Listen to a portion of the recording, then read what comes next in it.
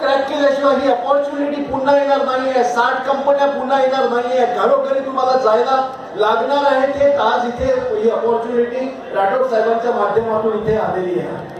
तिथून पोहोचवण्याचं काम आम्ही नक्कीच करू. मला असं म्हणायचं आहे की जॉब सगळ्यांना मिळेल, सगळ्यांना राहवेल, पण इनिशियली 20,000चा जॉब मिळेल. पण 20,000चा जॉब मी पुण्याला जाऊन का करायचा? कारण तो 20,000चा जॉब पुढच्या 2 वर्षामध्ये तुम्ही 2 लाखापर्यंत घेऊन जाऊ शकता, प्रोव्हाइडेड की तुमची कॅपॅसिटी काय आहे. त्याच्याकरता पण तुम्ही ते माइंडसेट चेंज करा की मला इनिशियल लेवलला कोणी तुम्हाला पुढे येऊ देणार नाही. त्यामुळे एकदमच एक्सपेक्टेशन न करता जे हातामध्ये संधी मिळेल, जो जॉब मिळेल तो हातामध्ये घ्या आणि पुढे येण्याचं खेळ करा. साहेब आपल्या वऱ्हाडला वऱ्हाड सोन्याची कुऱ्हाड म्हणतात, पण दुर्दैव असं आहे की आपण गुगल केलं तर फक्त आत्महत्या दिसतात.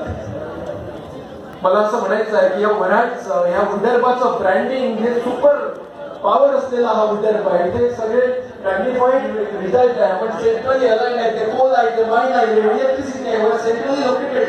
आणि सगळ्यात महत्वाची म्हणजे इथे मानव संसदा आहे. नागपुरातून काय यायचं, लोक म्हणतात हल्दीरामला घेऊन जायचं, कोणी म्हणतात काही घेऊन जायचं. मी नेहमी कोणी पाहुणे येतात त्यांना मी म्हणतो हल्दीराम घेऊन नका जाऊ, हिरा स्वीटचं मार्केट घेऊन नका जाऊ, इथला माणूस घेऊन जा. कारण हा माणूस तुमच्या जन्मोजन्मी कामात येणारा माणूस आहे. इथले लोक अतिशय सक्षम लोक इथे आहेत. मला हेच म्हणायचं आहे की या काळामध्ये जर तुम्हाला रोजगारात विमुख शिक्षण आणि त्याला धरून जर आपण काही अशी प्रोसेस केली आणि जसं राठोड साहेबांना सांगितलं पुढचं जे भविष्य आहे, पुढचं जे 5 वर्ष आहे हे काँग्रेसचं सरकार राहणार आहे. आणि त्याच्यामध्ये अनेक योजना आणून या भारताला या पर्टिक्युलर रिजनला कसं पुढे नेता येईल याच्याबद्दल आम्ही तुम्हाला आश्वस्त करतो.